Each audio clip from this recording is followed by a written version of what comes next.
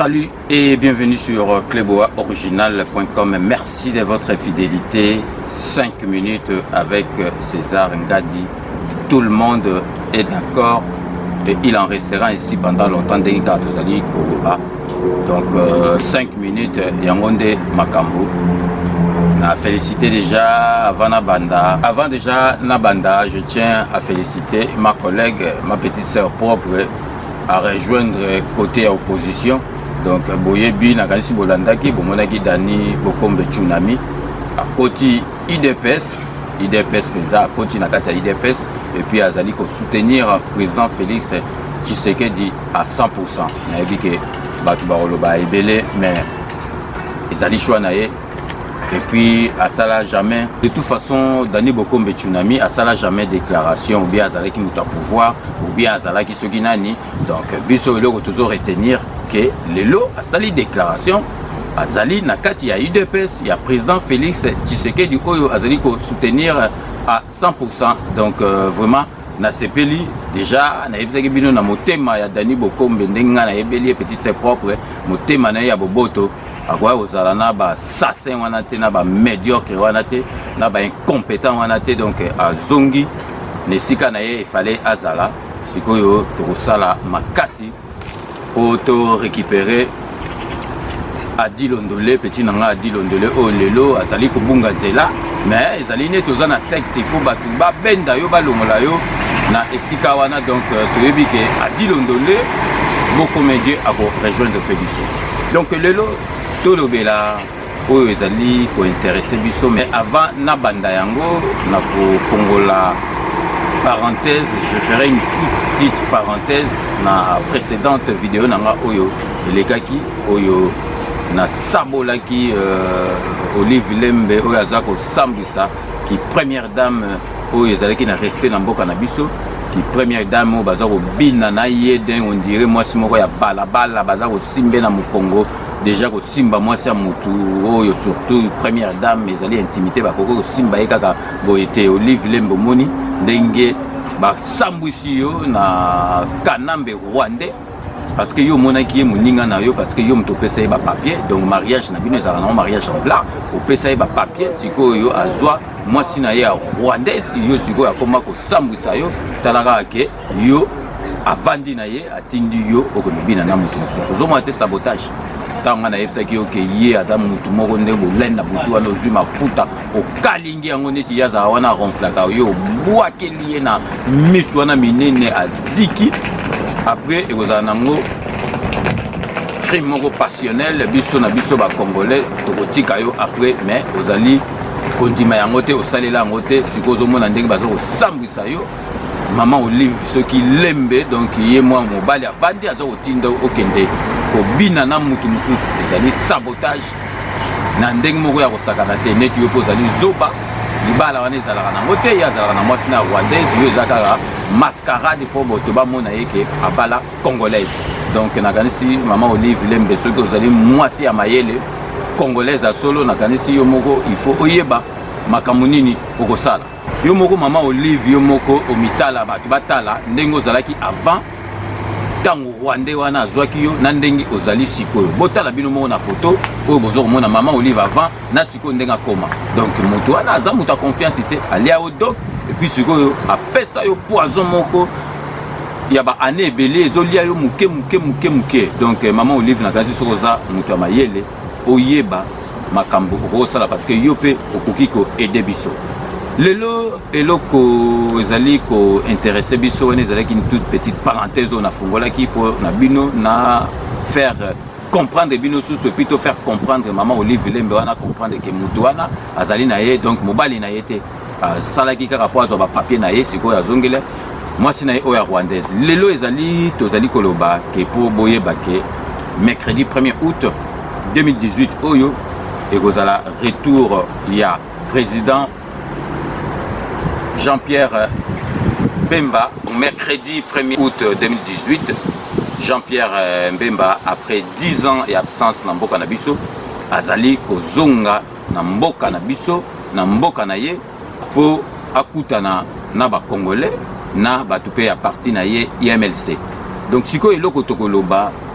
tomoni déjà bamakambo mike mike oyo tomoni na Jean-Pierre Mbemba oyo tolobelaki na 5 minutes et puis tokoloba boyebi ke MLC bato so balongwe MLC bakendaka na opposition te mingi bakendaka kaka na côté ya pouvoir nakanisi toza na besoin ya kotanga bakombo ya bato te bino moko boyebi moto soka longo MLC bakendaka na opposition te bakendaka côté pouvoir eloko yango to comprendra te sikoyo retour ya Jean-Pierre Mbemba est-ce que ekozala bénéfique pour na ba congolais ou bien ekozala mabepo na biso ba congolais. Le mouvement de libération du Congo a l'insigne honneur de porter à la connaissance de l'opinion qu'il a plu à Dieu Tout-Puissant, après 10 ans d'absence au pays, de permettre le retour du sénateur Jean-Pierre Bemba Gombo, président national du MLC, sur sa terre natale, la terre de ses ancêtres, la République démocratique du Congo, ce mercredi 1er août 2018 par l'aéroport international d'Ndjili. À cet effet, le MLC invite la population congolaise, particulièrement les Quinoises et Quinois, à lui réserver un accueil chaleureux dans la paix et l'allégresse. Avec Dieu, nous vaincrons. Binomoko Botala, Jean-Pierre Mbemba, balobi kaza sénateur, ezalaki droit na ye, ba pesaki passeport diplomatique facilement au moment où Katumbi ba pesaka ye passeport te asengaka ba pesaka été. Donc toyebi te, donc nous surtout na tozotala. Boyebi que Jean-Pierre Mbemba mutalobaki que j'ai accepté l'inacceptable le loso qui kanachin Kabila oyo azana mboka na biso akoma président nakanisi muta favorisaki yango ejali Jean-Pierre Mbemba pe azali nakati.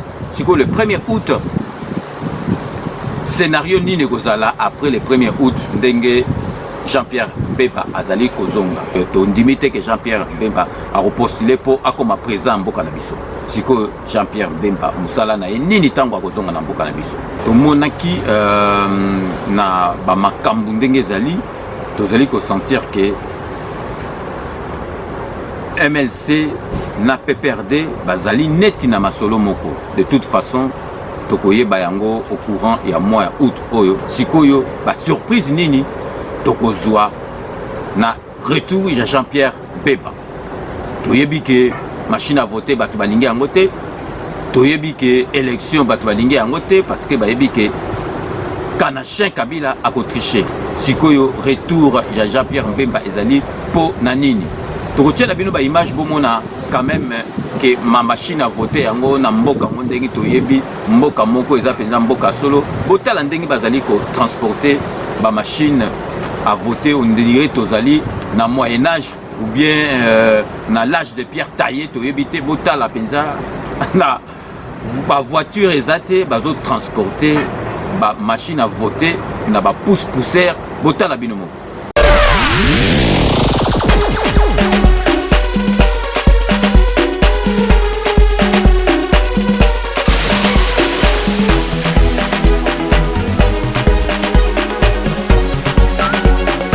Bino moko bomoni na mawa na motema donc voiture ezali te tala ndenge bazali ko transporter ba machine à tricher na mboka na biso on dirait mboka moko soki e 8 wapi soki mboka ya ndenge nini po bomona ke batu ya Kisasa na congolais azali ko banga susu kanachin te Kabila wana bomonaki dernièrement asalaki discours na palais du peuple botala na libanda ya palais du peuple botala na ba photo ndenge batu batelemaki bangité devant ba militaire bati ba pancarte ba komike non na 3e mandat ya président Kabila po bomona ke congolais ya ko banga zali sous te ba komiko signer Kabila vis-à-vis donc au moment où ye azali ko prononcer discours na na kati botala batu libanda ndenge bazali ko manifester po na discours na ye et puis balobi que 3e mandat ezalité.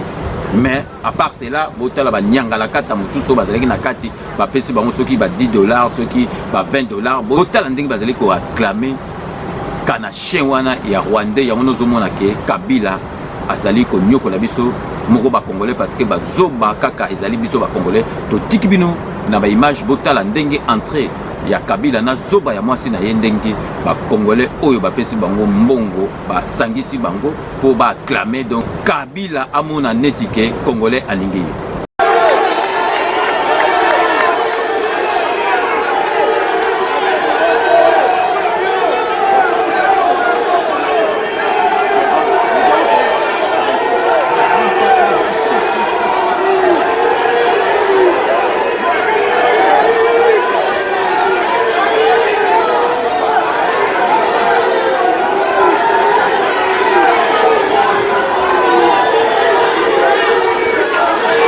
Bino moko boito olanda na ba image ndenge nini zoba ya Kabila oyo akoki ko respecter biso ba congolais au moment où ennemi ya congolais azakaka ye moko congolais.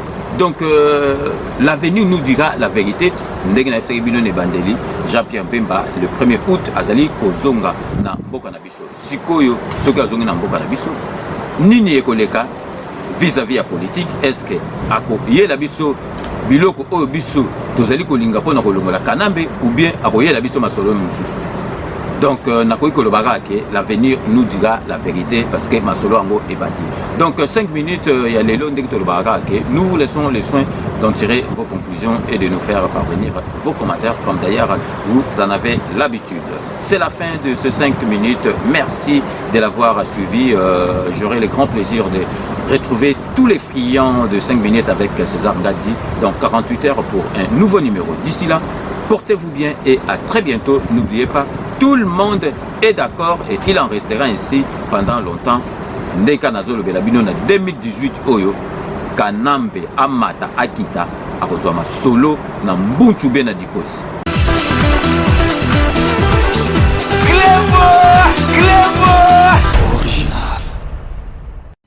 Moi, César Ngadi, Kleboa, retrouvez-moi tous les samedis de 14h à 16h dans l'émission Rendez-vous avec le Patriote sur la MNG Radio 99.7 FM.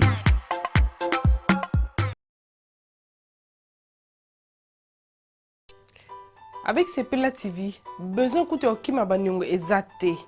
Pour pas nabiso raté. Ça peut faire un mois que vous foutez, 15 livres na autopélicio. Ça peut faire 6 mois que vous foutez 15 livres na autopélicio.